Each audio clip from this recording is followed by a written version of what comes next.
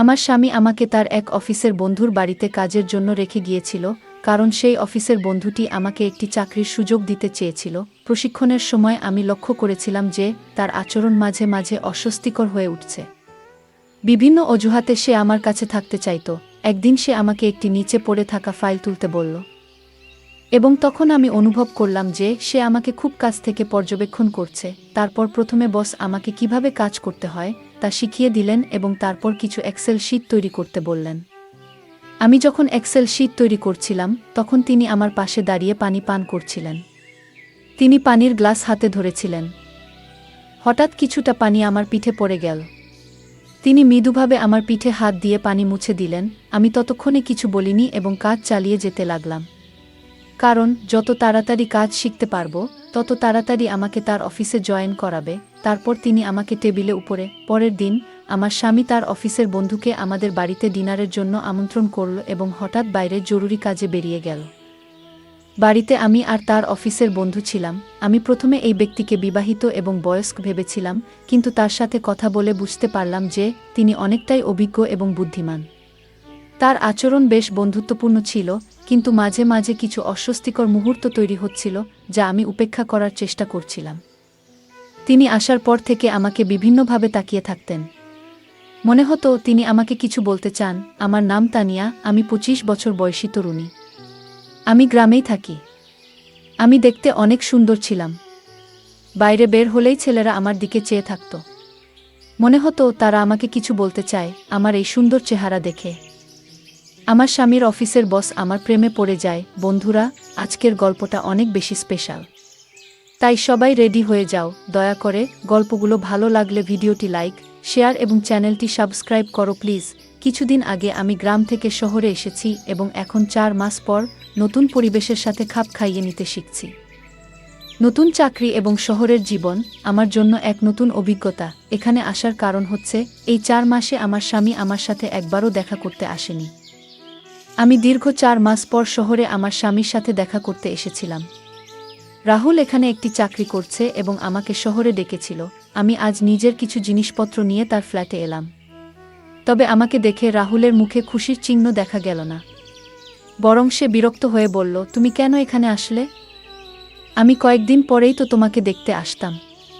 কিন্তু আমি আমার স্বামীর সাথে দেখা করার জন্য অধীর ছিলাম এবং রাহুল সেটা বুঝতে পারছিল না। তার ফ্ল্যাট খুব অপরিচ্ছন্ন ছিল, যা আমি 2 ঘন্টা ধরে পরিষ্কার করলাম। পরের দিন রাহুল তার এক বয়স্ক সহকর্মীকে বাসায় নিয়ে এলো, যার পায়ে ব্যান্ডেজ ছিল। আমি রাহুলের সাথে এখনও ঠিকমতো সময় কাটাতে পারিনি, আর তখনই তার সহকর্মী এসে গেলেন। রাহুল বলল, সহকর্মীর পরিবার শহরের বাইরে, তাই কিছুদিন আমাদের সাথে থাকবেন। আমি তার যত্ন নিলাম, আর আমার রান্না করা খাবার তার খুব পছন্দ হলো। 2 দিনের জন্য থাকার কথা ছিল, কিন্তু এখন তিনি পুরো সপ্তাহ আমাদের সাথে থাকবেন। আমি রাহুলের বন্ধুর জন্য পানি নিয়ে যাচ্ছিলাম। যখনই বোতল রেখে ঘর থেকে বের হতে যাচ্ছিলাম, তখন হঠাৎ আলমারি থেকে তার ওষুধের বাক্সটি পড়ে যায়। কোনো কিছু না ভেবে আমি নিচু হয়ে ওষুধগুলো তুলতে লাগলাম। তখন আমার নজর উপরে গেলে দেখি আমার স্বামীর বন্ধুর চোখ আমার দিকে একটু অস্বাভাবিকভাবে তাকিয়ে আছে। ওষুধগুলো তাকে দিয়ে আমি ঘর থেকে বেরিয়ে এলাম। সেই মুহূর্তে রাহুল ঘরে ঢুকল। সে একবার আমাকে এবং একবার তার বন্ধুর দিকে তাকালো। আমি কিছু না বলে আমাদের ঘরে চলে গেলাম। আমি ভেবেছিলাম রাহুল হয়তো কিছু সন্দেহ করছে, কিন্তু পরে বুঝলাম সে কিছুই ভাবছে না। সে হাসতে হাসতে আমার সাথে গল্প করল এবং আমরা শুয়ে পড়লাম। আমি রাতে রাহুলের কাছে যেতে চাইলাম, কিন্তু সে বিভিন্ন বাহানা দিয়ে ঘুমিয়ে পড়ল। সকালে রাহুল অফিসে চলে গেল, কিন্তু তার সহকর্মী বাড়িতেই রয়ে গেলেন। সহকর্মীর খাবারের চাহিদা ছিল ভিন্ন, বিশেষ করে প্রতিদিন ভিন্ন ধরনের নাস্তা, বিশেষ ইতালিয়ান খাবার চাইতেন। রাহুল কিছু টাকা দিয়ে গিয়েছিল, কিন্তু খরচ হয়ে যাওয়ায় সামান্যই অবশিষ্ট ছিল। আজকের ডিনারের জন্য এর ব্যবস্থা করেছিলাম এবং টাকাও প্রায় শেষ হয়ে গিয়েছিল। রাতে আমি রাহুলের কাছে আরও টাকা চাইতে গেলে সে রেগে বলল, আমি তো মাত্র 1000 টাকা উপার্জন করি, আমাকে কি ব্যবসায়ী ভাবছ? আমি বোঝানোর চেষ্টা করলাম সহকর্মীর খাবারের জন্যই সব টাকা শেষ হয়েছে, কিন্তু সে রাগ করে ঘুমাতে চলে গেল। পরের দিন সকালে রাহুল অফিসে চলে যাওয়ার পর আমি তার সহকর্মীকে নাস্তা দিতে গেলাম। সহকর্মী আমার হাতে বেশ কিছু টাকা তুলে দিলেন এবং বললেন, গত রাতে তোমাদের কথোপকথন আমি আমার ঘর থেকে শুনেছি। এই টাকাগুলো রেখে দাও এবং রাহুলকে বলার দরকার নেই। আমার ঘরের খরচ চালানোর জন্য টাকা প্রয়োজন ছিল, তাই আমি সেই টাকাগুলো ফিরিয়ে দিইনি। সন্ধ্যায় রাহুল যখন বাড়ি ফিরল, তখন সে আমাকে কিছু বাড়তি টাকা দিল, কিন্তু আমি তাকে সহকর্মী থেকে পাওয়া টাকার কথা কিছুই বললাম না। দুদিন পর তার সহকর্মীর শরীর ঠিক হয়ে গেল এবং তিনি তার নিজের বাড়িতে ফিরে যাওয়ার প্রস্তুতি নিলেন। যাওয়ার সময় তিনি আমার পিঠে হাত রাখলেন, কিন্তু তার স্পর্শ স্বাভাবিক ছিল না, যেন কিছুটা অস্বস্তিকর। আমি রাহুলকে সহকর্মীর ব্যাগ এনে দিলাম এবং রাহুল তাকে গাড়ি পর্যন্ত পৌঁছে দিতে বাইরে গেল। আমি বাড়িতে নিজের কাজে লেগে গেলাম। আমার শ্বশুর শাশুড়ি তখন গ্রামে ছিলেন, কিন্তু গত কিছুদিন ধরে এক ধরনের অস্বস্তি আমার মনের মধ্যে কাজ করছিল। যখন রাহুলের সহকর্মী আমাদের বাড়ি থেকে চলে গেলেন, তখন বাড়িটা হঠাৎ করে খুব ফাঁকা আর শান্ত লাগছিল।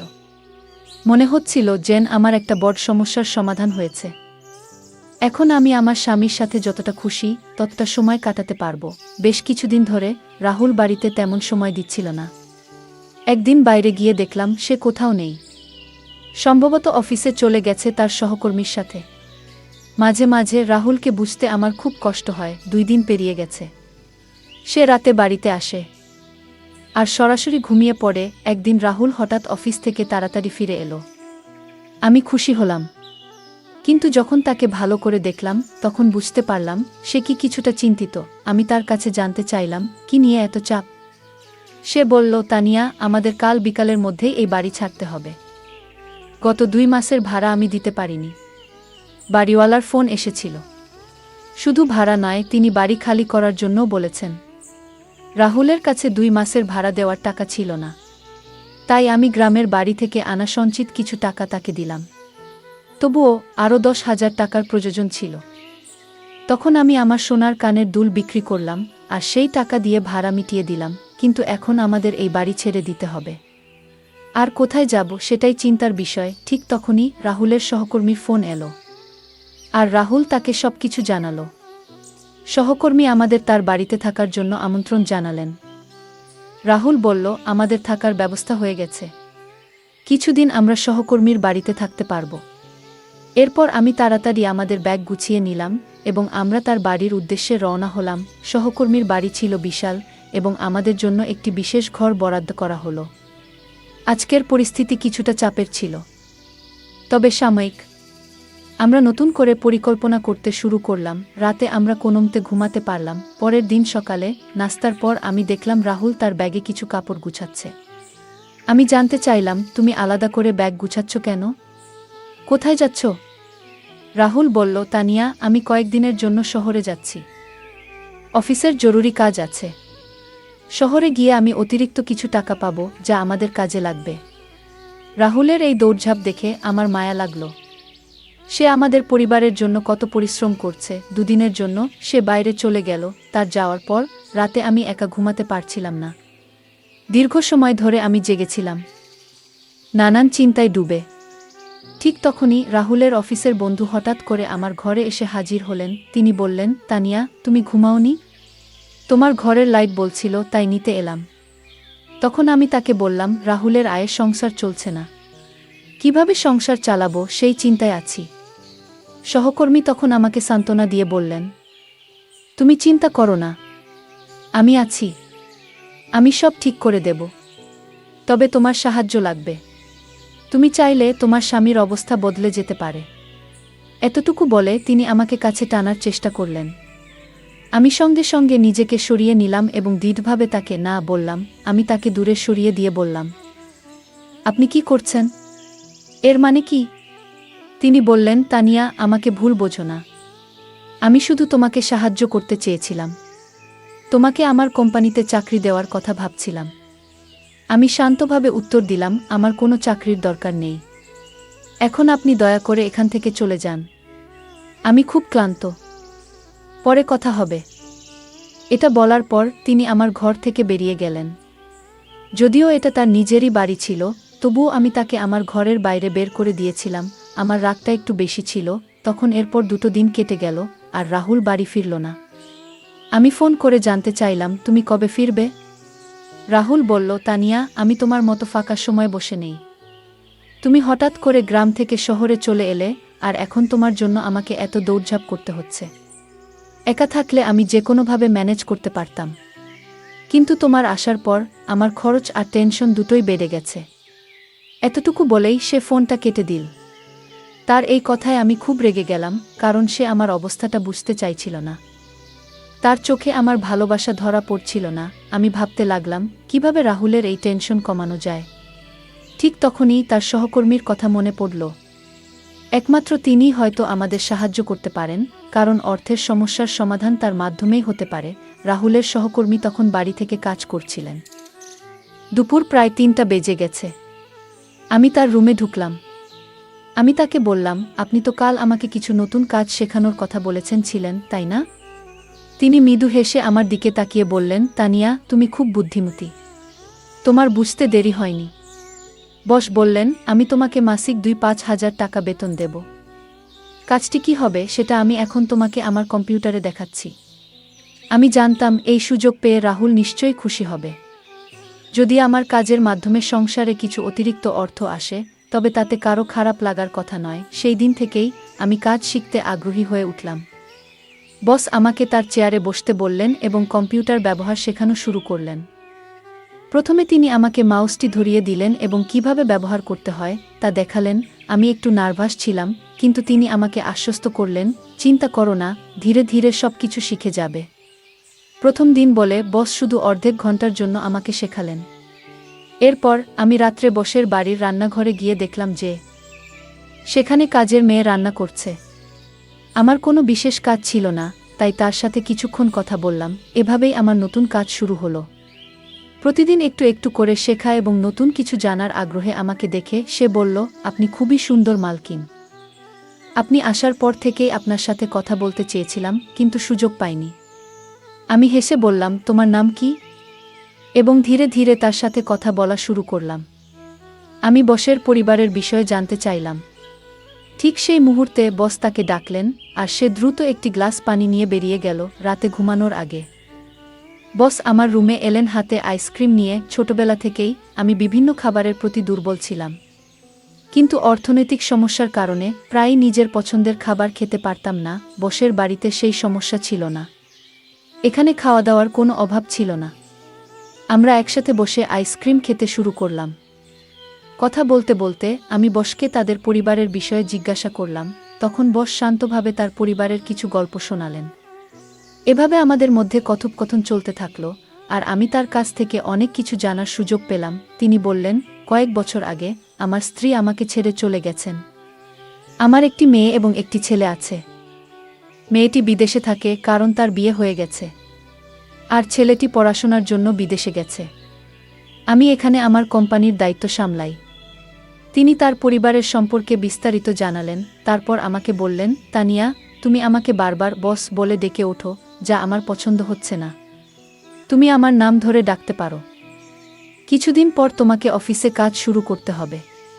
তখন তোমার পোশাক পরিচ্ছদ ঠিকঠাক হওয়া দরকার।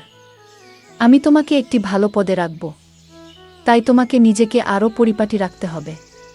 বয়স ৫০ বছর, বয়সেও নিয়মিত শরীরচর্চা করতেন এবং খুবই ফিট ছিলেন। আমি সাধারণ ড্রেস পরে তার সাথে ব্যায়াম করতে দাঁড়ালাম। সেদিন আমার প্রশিক্ষণের দ্বিতীয় দিন ছিল। বস আমাকে একটি ড্রেস দিলেন এবং বললেন, প্রশিক্ষণের সময় এটা পরিধান করে আসো। এতে তোমার অফিসের পরিবেশে মানিয়ে নিতে সুবিধা হবে এবং ধীরে ধীরে ইউনিফর্মের অভ্যাস হয়ে যাবে। কিন্তু ড্রেসটি হাঁটুরও উপরে এবং খুবই ছোট ছিল, যা আমার পছন্দ হয়নি। তাই আমি সিদ্ধান্ত নিলাম যে সেটা না পরে সঠিকভাবে একটি শাড়ি পরে আসব। প্রথমে বস আমাকে কিভাবে কাজ করতে হয় তা শিখিয়ে দিলেন এবং তারপর কিছু এক্সেল শিট তৈরি করতে বললেন। আমি যখন এক্সেল শিট তৈরি করছিলাম, তখন তিনি আমার পাশে দাঁড়িয়ে পানি পান করছিলেন। তিনি পানির গ্লাস তার ছাদে সুন্দর একটি বাগান ছিল এবং এক কোণে একটি ছোট বারো ছিল। সেখানে পৌঁছানোর পর তিনি শ্যাম্পেন খুললেন এবং উদযাপন শুরু করলেন। তিনি বললেন, এই শ্যাম্পেন আমাদের বন্ধুত্বের জন্য। আমি লক্ষ্য করলাম যে পার্টিতে নিশা এবং আরও কিছু মেয়ে ড্রিঙ্ক করছিল। আরিয়ান যখন আমাকে একটি ড্রিঙ্ক অফার করলেন, আমি তাকে না বললাম না। ড্রিঙ্ক করার পর আমার মাথা একটু ঘোরাতে লাগলো এবং সবকিছু অস্পষ্ট হয়ে গেল। তবুও আমি আরও 2 গ্লাস পান করলাম। রাতের খাবার না খেয়েই আমরা ঘুমিয়ে পড়লাম। সকালে সূর্যের আলো চোখে পড়তেই আমার ঘুম ভাঙল। রাতে আমরা নেশাগ্রস্ত ছিলাম, আর আমি এবং আরিয়ান ছাদের একটি ঘরে ঘুমিয়েছিলাম। কিভাবে সেখানে পৌঁছলাম সেটাও আমার মনে নেই। আমরা একে অপরের কাছাকাছি শুয়েছিলাম, কিন্তু আমি তাকে ঘুম থেকে না জাগিয়ে চুপচাপ সেখান থেকে বেরিয়ে এলাম। ছাদ থেকে নিচে নামতেই দেখলাম বাড়ির কাজের মেয়ে আমাকে নির্দিষ্টভাবে লক্ষ্য করছে। আমার ঘরে গিয়ে আয়নায় নিজের দিকে তাকালাম। দেখলাম আমার লিপস্টিক একটু ছড়িয়ে গেছে। আমি ভেবেছিলাম হয়তো ঘুমের মধ্যে এটা হয়েছে, তাই সেটার দিকে খুব একটা মনোযোগ না দিয়ে নিজেকে প্রস্তুত করতে লাগলাম। যখন আমি নিজের ঘর থেকে বেরিয়ে এলাম তখন দেখি আরিয়ান ছাদ থেকে নামছেন। তিনি যখন তার রুমের দিকে যাচ্ছিলেন তখন আমার নজর তার শার্টের দিকে গেল। দেখলাম আমার লিপস্টিকের দাগ তার শার্টে লেগে আছে। বাড়ির কাজের মেয়েটিও তাকিয়েছিল। হয়তো সেও সেটাই দেখছিল যা আমি দেখেছি। আমি ভাবলাম তার দিকে মনোযোগ দেওয়ার কোনো প্রয়োজন নেই। আমি নিজেকে শান্ত রাখলাম এবং স্বাভাবিক থাকার চেষ্টা করলাম। আমি এই কয়েকদিন ধরে লক্ষ্য করছিলাম যে প্রায় 15 দিন হয়ে গেছে, কিন্তু আমার আর রাহুলের মধ্যে কোনো যোগাযোগ হয়নি। আজ আশা ছিল যে সে আমাকে ফোন করবে, কিন্তু গত 15 দিনে আমি রাগ করে তাকে ফোন করিনি। এই সময়ের মধ্যে আমি অনেক বদলে গিয়েছিলাম। এখন আমার মূল লক্ষ্য ছিল অর্থ উপার্জন করা, এবং সেই প্রক্রিয়া শুরু হয়ে গিয়েছিল। গত রাত থেকেই সন্ধ্যায় বস আমার জন্মদিন উদযাপন করলেন। কিভাবে যেন তিনি আমার জন্মদিনের কথা জেনে গিয়েছিলেন, অথচ রাহুলের এ বিষয়ে কোনো খেয়াল ছিল না। আমি বুঝতে পারছিলাম যে আমি আমার ভালোবাসা আসার ব্যাপারে কিছুটা বিভ্রান্ত ছিলাম। আমার জন্মদিনটা বেশ ভালোভাবে কাটল। সেই রাতে আরিয়ান আমার ঘরে এলেন এবং আমাকে উপহার হিসেবে সোনার ঝুমকা দিলেন। তিনি বললেন, গত কয়েকদিন ধরে দেখছি তোমার কানে খুব সাধারণ ঝুমকা আছে, এতে তোমার সৌন্দর্য কিছুটা কমে যাচ্ছে। এরপর তিনি নিজ হাতে আমার কানে ঝুমকা পরিয়ে দিলেন। তার আমার সৌন্দর্যের প্রতি এতটা যত্ন ছিল যেখানে রাহুল কখনো আমার জন্য একটি শাড়িও কেনেনি। এমনকি আমার জন্মদিনও ভুলে গিয়েছিল। অনেক পুরুষ বিয়ের পর প্রথম বছর স্ত্রীকে মায়ের বাড়ি যেতে দিতে চান না, কিন্তু এখানে রাহুল আমাকে বসের বাড়িতে ছেড়ে দিয়ে নিজে অন্য শহরে চলে গিয়েছিল। রাহুলের অনুপস্থিতিতে আরিয়ান আমার সব চাহিদা পূরণ করছিলেন, আর রাহুল যেন এসব নিয়ে কোনো ধারণাই ছিল না। সেই রাতে আমি আরিয়ানকে ধন্যবাদ জানালাম, কারণ তিনি আমার জন্মদিনকে বিশেষ করে তুলেছিলেন। আমার জন্মদিন খুব ভালোভাবে উদযাপন করা হয়েছিল এবং আরিয়ান আমাকে একটি সুন্দর উপহার দিয়েছিলেন। পরের সকালে আমি আরিয়ানের সাথে ব্যায়াম করছিলাম। তখন সকাল 8টা বাজে। হঠাৎ দেখি রাহুল বাড়িতে এসে হাজির। আমাকে বসের সাথে ব্যায়াম করতে দেখে সে অবাক হয়ে তাকিয়ে রইল, কারণ আমি যেই জিম স্যুট পরেছিলাম সেটি শরীরের সাথে সম্পূর্ণ লেগেছিল। রাহুলকে দেখে আমি তাড়াতাড়ি আমার ঘরে চলে গেলাম। কিছুক্ষণ পর সে ঘরে এসে আমাকে আলিঙ্গন করল এবং বলল, হ্যাপি বার্থডে তানিয়া। তার কাছ থেকে এই শুভেচ্ছা শুনে আমার কিছুই মনেই হলো না, কারণ আমার জন্মদিনের দিন সে একটি ফোনও করেনি। সারাদিন আমি তার সাথে তেমন কথাও বলিনি। সন্ধ্যায় হোলির পূজা করার সময়ও আমি একাই গিয়েছিলাম। পরের দিন ছিল দোলযাত্রা, আর আরিয়ান তার বাড়িতে একটি অনুষ্ঠানের আয়োজন করেছিলেন। তার কোম্পানির অনেক কর্মচারী সেখানে উপস্থিত ছিলেন। রাহুল এসে আমাকে রং লাগালো, কিন্তু আমি তাকে রং না লাগিয়ে আরিয়ানের কাছে চলে গেলাম। আমি তার গালে রং লাগালাম, আর তিনিও আমার মুখে রং লাগালেন। আমাদের মধ্যে বেশ মজার মুহূর্ত কাটছিল। যখন আমরা রং খেলছিলাম তখন রাহুল হঠাৎ আমাদের দিকে এগিয়ে এলো। তাকে দেখে আমি আরিয়ানের থেকে একটু দূরে সরে গেলাম। পরে আমি একপাশে দাঁড়িয়ে মঠা পান করছিলাম। তখন হঠাৎ করে আমার আর আরিয়ানের দৃষ্টি একসাথে মিলল। তিনি আমাকে কিছু ইঙ্গিত করলেন, যা আমি খুব ভালোভাবে বুঝতে পারলাম। দোলযাত্রার রং যেন আরিয়ানের উপর বেশ চেপে বসেছিল। তার ইঙ্গিতটি বুঝেই আমি চারপাশে তাকালাম। দেখলাম রাহুল তার কিছু বন্ধুদের সঙ্গে কথাবার্তা বলছে, আর তার নজর আমার দিকে ছিল না। এটা দেখে আমি সরাসরি বাড়ির ভেতরে চলে গেলাম এবং আরিয়ানের ঘরে গিয়ে তার অপেক্ষা করতে লাগলাম। ঘরে ঢুকে আমি দরজাটা বন্ধ করে দিলাম এবং তাকে আলিঙ্গন করলাম। আরিয়ান আমার হাত ধরে ঠান্ডা পানীয় তুলে দিলেন। আমি এক চুমুক খেয়ে গ্লাসটি একপাশে সরিয়ে রাখলাম। এরপর তিনি ধীরে ধীরে আমার মুখ স্পর্শ করলেন, আর মনে হচ্ছিল যেন আমি তার এক ভিন্ন দিক দেখতে পাচ্ছি। তার মধ্যে এক অদ্ভুত উচ্ছ্বাস কাজ করছিল। আমাদের সেই মুহূর্তের মাঝে হঠাৎ দরজা খুলে গেল এবং সেখানে রাহুল দাঁড়িয়েছিল। আমাকে এবং আরিয়ানকে একসঙ্গে দেখে তার মুখে অস্বস্তি আর রাগের ছাপ পড়ে গেল। তিনি রাগের কণ্ঠে বললেন, তুমি আমাকে দূরে সরিয়ে রেখেছিলে, এজন্য এখন তোমার বসের প্রতি এমন আকর্ষণ। তোমার কি কোনো অনুশোচনা নেই? তার কথা শুনে আমি বিস্মিত হলাম। সে মোবাইলটা তুলে নিয়ে বলল, আমি তোমার ভিডিও করে সবাইকে পাঠিয়ে দেব, যাতে সবাই জানতে পারে তুমি কেমন সতীসাধ্বী। তার এই কথা শুনে আমি তার হাত থেকে মোবাইলটি ছিনিয়ে নিলাম এবং তাকে একটি থাপ্পড় দিলাম। আমি বললাম, চোরের মন চুরি নিয়ে ব্যস্ত থাকে রাহুল। তুমি কি ভেবেছিলে আমি তোমার আসল রূপ চিনতে পারবো না? তুমি কিভাবে এতটা নিচে নামতে পারলে? তোমার কোনো লজ্জা নেই, তাই না? তুমি আমাকে 5 দিনের জন্য তোমার বসের কাছে ছেড়ে দিয়ে গিয়েছিলে, তখনই আমি বুঝেছিলাম সবকিছু পরিষ্কার হয়ে গিয়েছিল। কয়েকদিন আগে তোমার মোবাইলে আমি সেই মেসেজগুলো দেখেছি, যেখানে আমার পাঠানো ছবি ছিল। কোনোদিন কল্পনাও করতে পারিনি যে তুমি টাকা রোজগারের জন্য এমন কাজ করবে। তুমি কিভাবে পারলে? তুমি 5 দিনের জন্য আমাকে তোমার বসের হাতে তুলে দিয়েছিলে। তোমার কাছে আমি কিছু না, এটা দেখে খুব কষ্ট পেলাম। তোমার এতটা নিচে নামার কথা ভাবিনি। কয়েকদিন আগে তোমার বসের সঙ্গে আমি তাদের বাড়ির ছাদের বাগানে ছিলাম। তখনই তোমার কাছ থেকে তার কাছে একটি মেসেজ আসে। সেখানে তুমি আরও টাকার দাবি করেছিলে এবং বলেছিলে স্ত্রীর সঙ্গে আরও একটি রাত কাটিয়ে নাও, তারপর টাকা পাঠিয়ে দিও। কিন্তু সেই রাতে আমার সামনে সবকিছু পরিষ্কার হয়ে যায়। আমি বুঝতে পারছিলাম সেদিন রাতটা অন্যরকম হতে চলেছে।